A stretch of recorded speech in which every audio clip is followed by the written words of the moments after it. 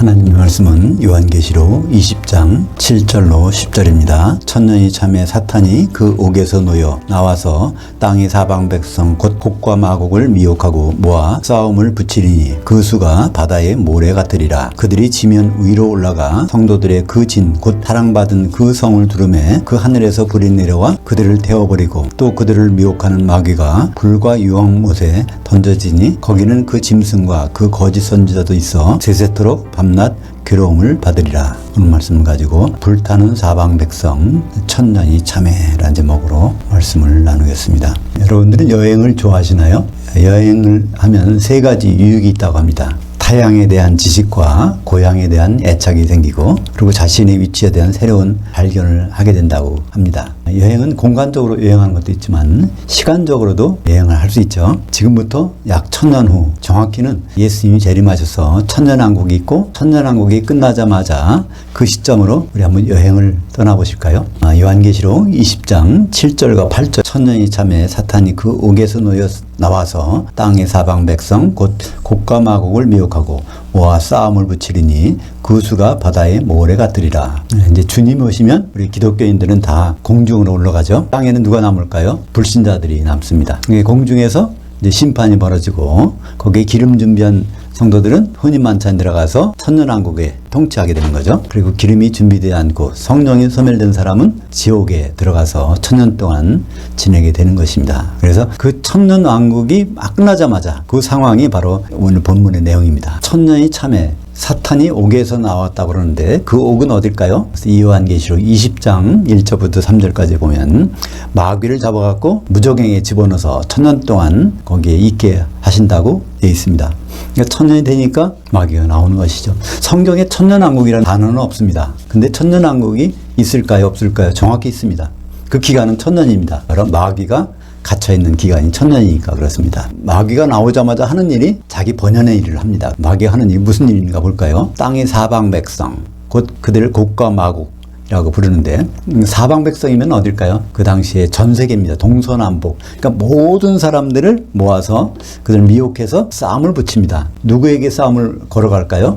오늘 본문에 보면 성도들의 진을 에워싼다고 되어 있습니다. 그러니까 지상 백성들을 다 이끌고 이제 성도들의 진이는 어디로 올라갈까요? 공중에 올라가서 그것을 포위하는 겁니다. 근데 천년왕국 때 그 지상에 있는 백성들 다시 한번 살펴보면 주님이 재림하시면 모든 기독교인들은 공중에 올라간다고 되어 있습니다. 데살로니가전서 4장 16절과 17절에 보면 주께서 호령과 천사장의 음성과 하나님 나팔로 친히 하늘로부터 강림하실 때 그리스도 안에 있는 모든 자들 무덤에서 살아나서 공중에 올라갑니다. 그 다음에 살아있던 우리도 기독교인들도 올라가니까 지상에는 기독교인은 한 명도 없는 거죠. 그러니까 그 사람들은 어떤 사람들일까요? 복음을 받았을까요? 못 받았을까요? 복음을 받은 사람들입니다.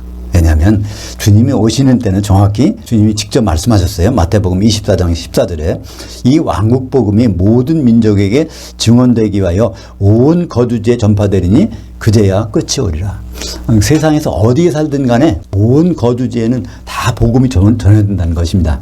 그들이 그거를 깨닫든 안 깨닫든 거부하든 인정하든 관계없이 복음이 다 전파된 상태에서 주님 오셨으니까 이제 공중에 못 올라갔다는 얘기는 무엇일까요? 복음을 거역한 사람들이죠. 100% 복음을 거역한 사람들이 천년 동안 지상 백성으로 남아있는 것입니다. 그 천년 동안이 정말 어떤 세상일까요? 마귀가 없는 세상. 우리가 여러 가지 어려움을 당하는 것은 마귀가 있기 때문입니다. 사도행전 10장 38절에 보면 하나님이 나사렛 예수에게 성령과 능력을 기름 붓게 하셨음에 저가 두루는 다니시며 마귀에게 눌린 모든 자를 고치셨다. 그러니까 이 세상의 모든 나쁜 일, 악한 일들은 마귀의 작용에 의한 것이라는 것을 알 수 있죠. 근데 그 사탄이 무저갱에 가 있으니까 여기 지상 백성들은 복음이 없어도 태평성대를 누리고 살아가게 되는 것입니다. 근데 그 마귀가 없이 지내는 것이 축복일까요? 그건 천년을 지나면 알게 됩니다. 마귀가 없이 지내는 것이 얼마나 무모하고 저주가 되는지. 오늘 본문에 천년이 되자마자 마귀가 나오니까 당장 그들을 미혹해서 그들의 미혹에 안 당할 자가 없을 것입니다. 우리가 지금 마귀의 많은 연단을 받고서도 우리는 자꾸 쓰러질 수 있는데 한 번도 마귀의 시험을 안 받아본 사람들이 그때 미혹하게 되면 모두가 따라갈 거 아닙니까? 지상 백성들에게 우리가 좋은 데 가고 저 위에 가서 그들을 둘러싸서 그들을 공격하자 할 때 그들은 마귀의 말을 듣게 되는 것입니다. 그러면 1000년 동안 주님과 어디서 통치할까요? 그러니까 이것은 굉장히 중요합니다. 지금 많은 분들이 예수님이 오시면 지상에 오신다. 또는 공중에 오시지만 결국은 지상에 오신다. 1000년 동안 지상에서 통치한다 그러는데요. 오늘 내용을 보면 통치가 어디서 이루어지는지를 알 수 있습니다. 1000년이 지나자마자 모든 사방 백성을 이끌고 위로 올라가서 거기 성도들을 이어사는데 성도들이 어디 있을까요? 지상에 있는 것이 아니라 거기에 위에 있는 것입니다. 데살로니가전서 4장 16절 17절 마지막에 보면 공중에서 주를 만나는데 항상 주와 함께 있으리라. 그러니까 공중에서 내려오는 법이 없다는 것입니다. 1000년 동안도 안 내려오고 그 뒤도 안 내려오는 거예요. 백보자신만돼도 어디서 벌어질까요? 공중에서 벌어지는 것입니다. 그러니까 거기에서 계속 있다는 사실이 오늘 말씀을 통해서 분명해집니다. 지상 재림은 결코 없습니다. 주님이 지상에 내려오실 필요가 없잖아요. 주님도 영의 몸을 입고 우리도 영의 몸을 입고 거기 다스리는데 지상 백성들은 뭔지도 모르면서 살아가고 있는 것입니다. 요한계시록 20장 9절을 한번 볼까요? 그들이 지면 위로 올라가 성도들의 그 진영 곧 사랑받은 그 성을 두르매 그 하늘에서 불이 내려와 그들을 태워버리고, 이 장면을 한번 머릿속에 그려보시면 뚜렷합니다. 근데 그게 잘 안 그려지는 이유가 있어요. 올라가서란 말이 있는데 헬라어로 올라가서는 아나바이노, 내려간다는 건 카타바이노, 오르락내리락 한다는 말씀이죠. 그러니까 아나바이노, 카타바이노. 그러니까 올라간다는 말을 아나바이노를 그렇게 번역을 안 해놨습니다. 어느 성경에 봐도 그게 없어요. 사방 백성을 데리고 올라간다는 말을 빼버렸기 때문에 우리는 성경을 몇 번 읽어봐도 성도들이 지상에 있는데 그걸 포워야 하나 보다 이렇게 생각하도록 번역이 되어 있는 것입니다. 네, 분명히 거기는 올라가서 그 성도들의 진영, 성도들이 있는 곳이 어딜까요? 공중이잖아요. 공중으로 올라갔으니까. 그것을 다른 말로 또 사랑받은 그 성, 이게 결국은 이제 새 예루살렘으로 내려올 거죠. 이긴 자들이 있는 것이니까. 그것을 포위하여서 있는데 그 하늘에서, 셋째 하늘에서 공중으로 불이 떨어집니다. 그러니까 그 사람들이 다 타버리는 참사가 벌어지는 거죠. 오늘 제목처럼 불타는 사방 백성, 천년왕국 동안에 지상에 있던 지상 백성들을 가리키고 있는 것입니다. 그 다음 절 요한계시록 20장 10절에 보면 그들을 미혹한 마귀가 유황불못에 던져지니 거기는 그 짐승과 거짓 선지자도 있어 세세토록 밤낮으로 괴로움을 받으리라. 이게 마귀의 마지막 임무입니다. 마귀의 최후의 임무예요. 그 일을 끝내고 영적인 폐기물들을 처리하고 마귀는 이제 불못에 가는 것입니다. 근데 불못에 가봤더니 거기에 먼저 와 있는 사람이 있어요. 마귀보다도. 그게 누굴까요? 요한계시록 19장 20절에 보면 짐승과 거짓 선자, 적그리스도와 거짓 선지자는 먼저 거기 가서 그들은 용도가 완전히 폐기된 거죠. 7년 환란 동안에 그들이 성도들을 단련시키는 일을 끝났으니까 그 용도가 폐기된 거는 불못으로 들어가 버리고, 마귀는 아직 용도가 폐기되지 않았으니까 무적행이 늦다가 지상 백성들을 처리할 때 거기에 사용되는 것입니다. 근데 여기서 우리는 한 가지 질문이 생깁니다. 왜 하나님은 지상 백성들을 그렇게 죽일 것 같으면은, 그렇게 불에 태울 것 같으면은 재림하시자마자 그들을 불에 태우시지. 그들을 1000년 동안 잘 살게 내버려뒀다가 갑자기 1000년이 지난 다음에 그를 불태워 죽일까? 그런 생각이 들지 않습니까? 그것은 주님이 약속을 하셨기 때문입니다. 이기는 성도들에게 약속을 하신 게 있어요. 요한계시록 2장 26절에 보면 이기는 자, 곧 끝까지 내 일들을 지켜보는 자. 예수님의 마지막 일은 뭐죠? 혼인잔치. 그러니까 혼인 만찬까지 지켜보는 자는 만국을 다스리는 권세를 주리니. 그래서 이 만국, 그 사방 백성, 그들을 다스리는 권세를 주겠다고 약속했으니까 이것을 위해서 만국을 다스리려면 백성이 있어야 되잖아요. 다스릴 대상이 있어야 되잖아요. 그들을 다스릴 기회를 주기 위해서 천년왕국이 있는 것입니다. 1000년 동안 지상 백성들을, 불신자들을 잘 살라고 주신 것이 아니라 공중에 있는 그 이기는 성도들을 1000년 동안 왕노릇하라고, 그들을 통치하라고 그 기회를 주시려고 지상의 백성들이 남아 있었던 것입니다. 1000년 동안 지상에 살던 백성들 얼마나 평화로운 삶을 누렸을까요? 그때는 사실 죽는 일이 없어요. 왜 없을까요? 마귀 하는 일은 우리 육체를 공격하는 일인데 육체를 공격하는 것이 없어졌으니까 그들은 1000년 동안 그대로 장수할 수 있을 것입니다. 우리는 이 시간 여행을 통해서 다시 한번 우리가 얼마나 마귀를 통해서 유익을 받고 있는지를 생각할 수 있죠. 그죠? 마귀가 지금 없다면, 이 세상에 사탄이 없이 우리가 지낸다면 우리는 그대로 우리가 좋아하는 길로 끝까지 갈 것입니다. 우리를 계속해서 연단시켜주는 사탄, 마귀가 있기 때문에 그나마 믿음을 지켜갈 수 있지 않을까요? 이것은 바로 마귀를 남겨주신, 우리에게 주신 하나님의 역설적 은혜라고 할 수 있을 것입니다. 마귀가 없다면 얼마나 좋을까? 근데 그 사람들을 천년왕국 때 지상에 있던 백성들이 마귀 없는 세상에서 천년 지냈을 때 그들을 보는 걸 통해서 우리는 우리 자신을 돌아볼 수 있게 되는 것입니다. 베드로전서 4장 12절에 보면 너희를 연단하려고 오는 불시험을 이상한 일 당하는 것 같이 이상히 여기지 말라. 그러니까 우리는 항상 마귀와 같이 살고 있어요. 그것이 천국입니다. 많은 사람들이 예수 믿으면 죽어서 평화로운 천국에 간다고 그러는데 그거는 거짓입니다. 천국은 예수님이 설명해 주셨어요. 씨 뿌리는 비유에서. 마태복음 13장 37절부터 40절까지 씨 뿌리는 비유에 대해서 제자들을 따로 불러놓고 자세히 설명해 준 부분이 있습니다. 좋은 씨를 뿌리는 이는 인자요 밭은 세상이요 좋은 씨는 천국의 아들들이요 가라지는 악한 자의 아들들이요 가라지를 뿌리는 원수는 마귀요 추수 때는 이 시대의 끝이요 추수꾼은 천사들이니 그런즉 가라지를 거두어 불에 사르는 것 같이 이 시대의 끝에도 그러하니라. 여기에 이제 우리말 번역에는 이 세상 끝이라고 그러는데 거기는 이 시대, 그러니까 이 시대는 천국 시대는 언제 끝나냐면 이 주님이 오시면은 천국 시대 끝나고 다음 시대는 천년왕국 시대입니다. 물론 거기에 마태복음 13장 37절의 세상은 그냥 세상입니다. 코스모스. 이 세상에 천국이 있는데 이것은 언제까지 이 천국 시대가 끝나는 천년왕국 시대가 돌아올 때까지 지속된다는 것입니다. 그리고 주님이 재림하시는 것이 추수때인데 알곡은 모아서 곳간에 쭉정이는 가라지는 그 지옥의 불에 던져지는 그거를 말씀하고 있는 것입니다. 우리가 이 세상 사는 것은요, 다음 부활에서 사는 것과 큰 차이가 있습니다. 부활은, 성경에서 부활은요, 이 죽은 몸이 죽었다가 살아나는 것, 그것이 부활이 아닙니다. 부활이라고 하는 것은 이 육신의 몸이 영의 몸을 입는 것을 부활이라고 합니다. 그래서 첫 번째 부활한 분은 누굴까요? 예수님이 첫 번째 부활이에요. 예수님 십자가에서 달리실 때 무덤이 터지고 성도들이 살아났다고 그러는데 그것은 부활이 아닙니다. 그것은 그 육신의 몸으로 살아났다가 다시 죽은 거예요. 그래서 고린도전서 15장 23절에 보면 부활의 순서가 나오는데 부활의 첫 열매는 예수 그리스도요. 두 번째는 예수 그리스도 강림하실 때 그에게 붙은 자요. 그러니까 그 기독교인들이요.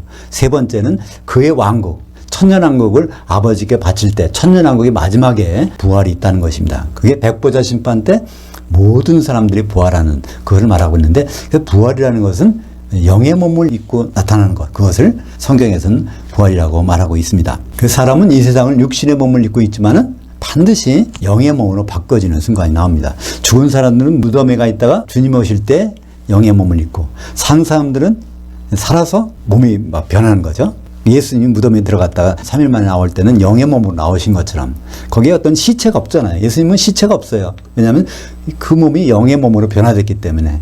마태복음 10장 28절에 예수님은 이런 말씀하십니다. 마태복음 10장은 어떤 장이냐면 사도들 12사도를 모아놓고 예수님이 분부하시는 거예요. 거기에 보면 마지막에 몸은 죽여도 혼은 능히 죽이지 못하는 자를 두려워하지 말고 오직 몸과 혼을 지옥에 멸하실 수 있는 일을 너희는 두려워하라.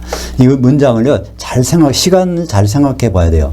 몸은 죽여도 혼은 능히 죽이지 못하는 자들. 지금 이 세상에서 누가 그렇게 합니까? 마귀가 우리 육신을 공격하는 이 세상 얘기입니다. 근데 두 번째 몸은요 어떤 얘기죠? 그 지옥 가는 거니까 심판받을 때입니다. 심판받을 때 우리는 다 영의 몸으로 부활합니다. 영의 몸을 부활해서 주님 앞에 가서 몸과 혼을 지옥에 던지실 분을 너희는 두려워하라. 우리는 이 세상을 살고 있지만 어디까지나 육신의 몸을 입고 사는 것입니다. 다음에 영의 몸을 입고 사는 기간이 훨씬 더 길어요. 왜 하나님이 왜 사랑하시는데 우리에게 이렇게 육신의 고통을 주실까? 그렇지만은 이건 고통이 아니라 천년왕국 백성들처럼 그걸 통해서 아는 것처럼 우리를 연단시키는 것입니다. 마귀는 언제 임무를 받았을까요? 바로 선악과 사건 이후에 마귀는 임무를 받습니다. 선악과 사건은 무슨 사건이냐면 아담이 죄를 지는 사건, 그게 아닙니다. 본질은 뭘까요? 디모데전서 2장에 보면 아담이 속은 것이 아니라 하와 아내가 속은 것이라 이렇게 되어 있습니다. 아담은요 죄를 짓고 짚어지은 것이 아니라 그 아내와 헤어지지 않으려고, 아내와 함께 하려고 선악과를 먹은 것이지 그가 선악과를 먹고 싶은 유혹에 빠진 것은 절대로 아닙니다. 하와가 그 유혹에 못 이겨서 선악과를 먹게 되자 마귀에게 어떤 임무를 주실까요? 창세기 3장 14절 여호와 하나님이 그 뱀에게 이르시되 내가 이렇게 하였으니 중간에 생략하고 사는 동안 티끌을 먹을지라. 그러니까 마귀 임무는요 활동하는 동안에 그 티끌을 먹는 거예요. 근데 이 티끌이 무엇일까요? 창세기 3장 19절 하반절에 너는 아담의 육체는 티끌이니 티끌로 돌아갈 것이니라. 창세기 2장 7절에 보면 하나님이 흙의 티끌로 아담을 빚으시고 그 코에 생명의 영을 불어넣으셔서 산혼 생명체가 됐다고 말씀하고 계십니다. 그러니까 아담과 마찬가지로 우리는 모두 아담의 후손들은요, 이 육체가 티끌에서 온 것입니다. 근데 이 육체를 누가 공격해요? 마귀가, 사탄이 공격할 그 권세를 한시적으로 주신 것입니다. 사실 우리는 마귀를 나쁘게 생각하지만요, 마귀 입장에서 한번 보세요. 하나님이 주신 임무인데, 명령인데, 미션인데 그걸 안 할 수가 있어요? 마귀 나름대로는 끊임없이 꾸준히 자기 일을, 맡은 일을 충실히 하는 것입니다.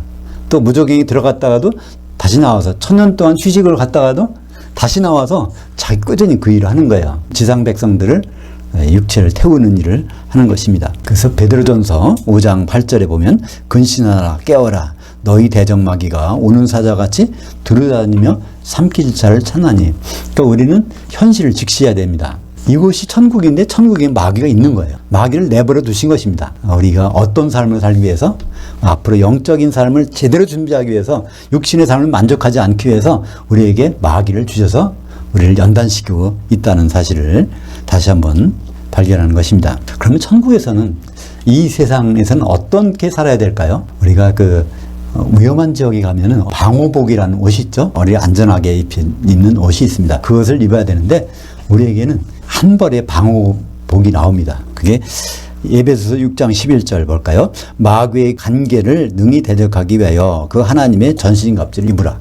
그러니까 마귀와 함께 지낼 때는 그냥 지내면 안 된다는 것입니다. 큰일 난다는 거세요. 전쟁에 나갈 때 그 갑옷을 입는 것처럼 전신갑주를 입어야 마귀의 공격에서 살아남을 수 있다는 얘기입니다. 근데 이 전신갑주는요, 하나님이 한 번밖에 안 주셨어요. 단수입니다. 이 세상에 전신갑주는 하나밖에 없어요. 그러면 그 전신갑주가 과연 무엇일까요? 전신갑주는 바로 그리스도의 오신 교회입니다. 그러니까 교회 안에 들어와야 안전한 것입니다. 교회는 어떤 것이죠? 성령이 충만한 것입니다. 성령의 충만함이 있을 때는 마귀는 접근할 수가 없단 말입니다. 마태복음 12장에 보면 귀신 들려가지고 말 못하고 한 그 애를 보여주신 장면이 나옵니다. 그때 바리새인들이 와서 예수님이 귀신의 왕을 힘입어서 귀신 쫓았다 그러니까 예수님이 그 말씀 하시잖아요. 내가 성령을 힘입어서 귀신 쫓아낸 것이면 하나님의 통치가 이미 너에게 임하였느니라. 그런 말씀 하신 다음에 조금 지나서 이제 말씀해 주십니다. 어떤 사람에게서 귀신이 있다가 거기 쫓겨나가서 물 없는 곳으로 다니다가 결국은 찾지 못해서 다시 먼저 사람에게 들어가 보니까 거기에 청소되어 갖고 수리되었으니까 그 속에 다시 들어와서 7명의 귀신을 데리고 들어오니까 그 사람이 나중에 형편이 처음보다 심하니라. 그러니까 귀신 뭐를 싫어할까요? 물을 되게 싫어합니다. 물이 없는 곳을 다닌다는 거예요. 근데 그 물은 무엇일까요? 예수님이 성령을 힘입어서 귀신 쫓았으니까 성령 충만한 곳에서는 마귀는 접근을 못하는 거죠. 그 성령이 충만한 것이 어딜까요? 예수님의 진짜 교회입니다. 우리가 만들어 놓은 교회가 아니라 예수님이 말씀하신 거예요. 사도들의 반석 위에 세워진 교회, 그 교회에 있다면 마귀는 접근을 못하게 되는 것입니다. 갈라디아서 3장 27절에 보면 누구든지 그리스도를 향하여 세례를 받은 자는 그리스도로 옷 입었느니라. 예수님의 전신갑주가 세례받는 건데 이 세례는 무엇일까요? 하나밖에 없으니까 성령 세례입니다. 바울이 에베소서 4장 5절에 보면 세례는 하나밖에 없다고 말씀하고 있는데 그 똑같은 바울이 갈라디아서 3장 27절에 그 세례를 받은 자는 바로 그리스도로 옷 입었다고 하는 것입니다. 우리가 교회 안에 있다면, 유형적인 교회가 아니라 무형적인 그리스도 안에 있다면 그것이 바로 그리스도의 옷이고 하나님의 전신갑주인 것입니다. 그러므로 우리는 결국 마귀 때문에 성령에 충만해질 수밖에 없는 것이에요. 좀 틈만 보이면 우리가 곤란을 당해. 그렇다면 성령 충만하게 되니까 그럼 마지막 때 주님 만날 때 결국 성령 충만한 상태에서 기름을 준비해서 흔히 만찬에 들어가는 것이죠. 그것을 무시했다가는 결국 마귀의 편이 돼서 생활했다 하면 결국은 성령의 기름이 소멸되니까 지옥에 갈 수밖에 없는 것입니다. 하와는 교회의 모형입니다. 로마서 5장 14절에 보면 아담은 오실자의 모형이라고 그랬어요. 오실자는 재림 예수님입니다.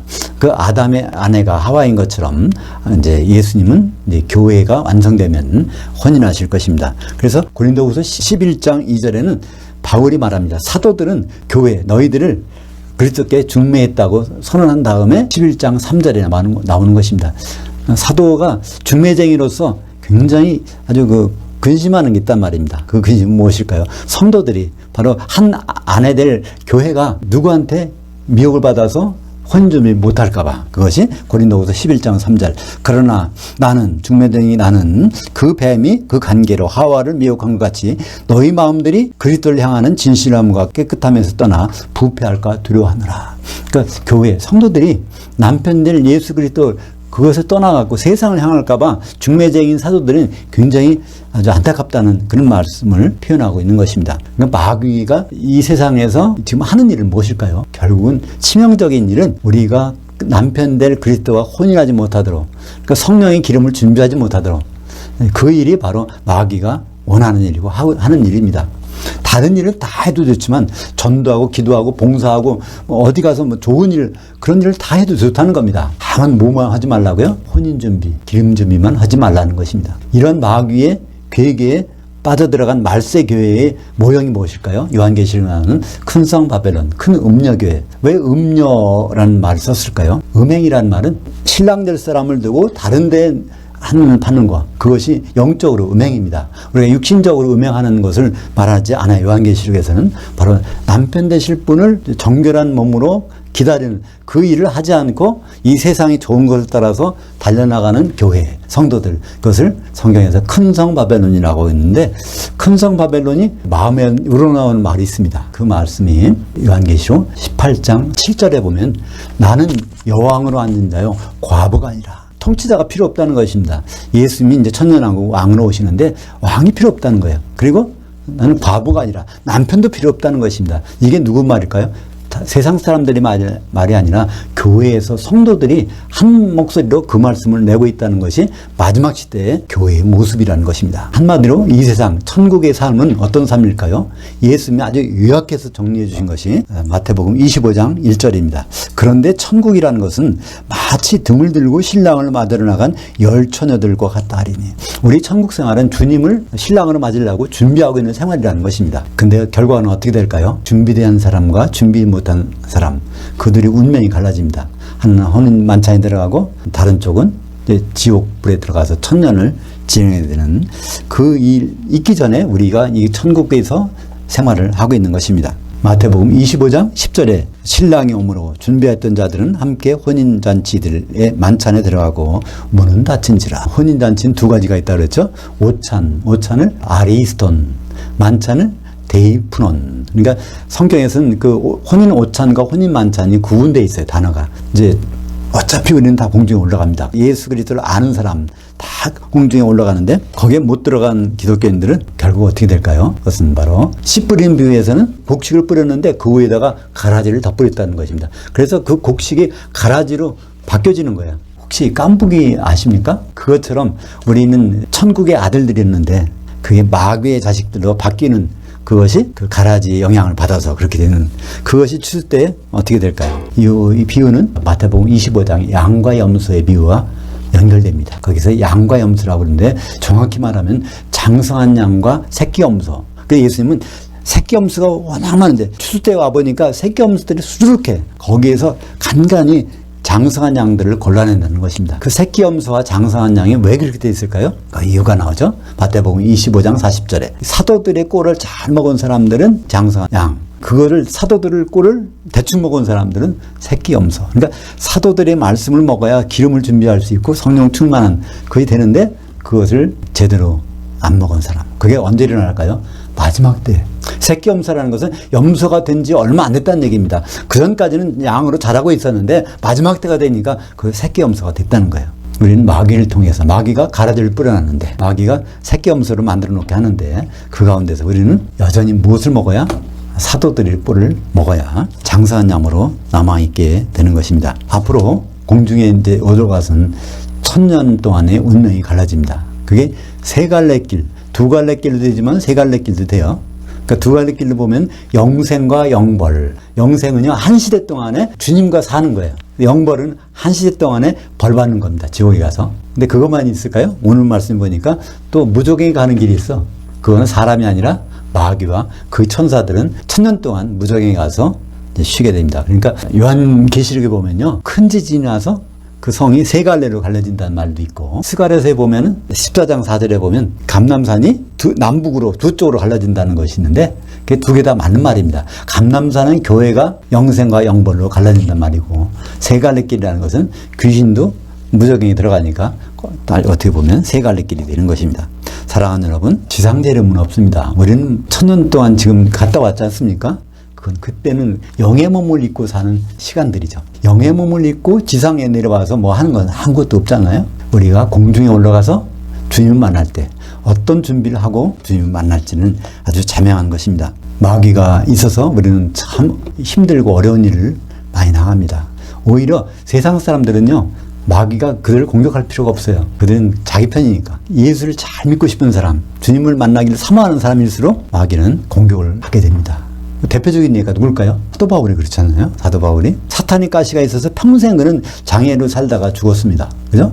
그러나 그는 육신의 삶은 그렇게 해서 마감했지만 적인 영의 몸의 삶은 아주 영광스러운 삶으로 보장되어 있는 것입니다. 우리가 여행을 통해서 세 가지 유익을 본다고 그러는데, 타향에 가서 그곳에 대한 소식을 알게 되고, 거기 가보니까 고향의 애착이 느껴지고, 그러다 보니까 내가 어디 있었는지 그것을 여행을 통해서 알 수 있다고 합니다. 우리가 성경 말씀을 통해서 시간여행을 하다 보면 우리가 얼마나 하나님이 연단하시는 손길 가운데 우리가 있는지, 우리가 잠시 나갔다가 하더라도 다시 한번 하나님의 전신갑주 속에서 있는 것이 얼마나 행복한 일인지를 깨닫게 됩니다. 기도하겠습니다. 하나님 아버지 감사합니다. 우리는 천년왕국 지난 다음에 지상 백성들이 모습을 확인했습니다. 마귀에 이끌려서 공중에 올라가서 성도들의 진을 보호했지만 하늘에서 불이 내와 그들은 다 불탄 것을 기억합니다. 우리는 마귀와 더불어 이 세상에 연단 중에 살고 있지만은 그 기름 준비를 잘해서 하나님의 전신갑주를 입고 주님 앞에 나타나서 혼인할 수 있도록 인도하여 주시옵소서. 예수님 이름으로 기도합니다. 아멘.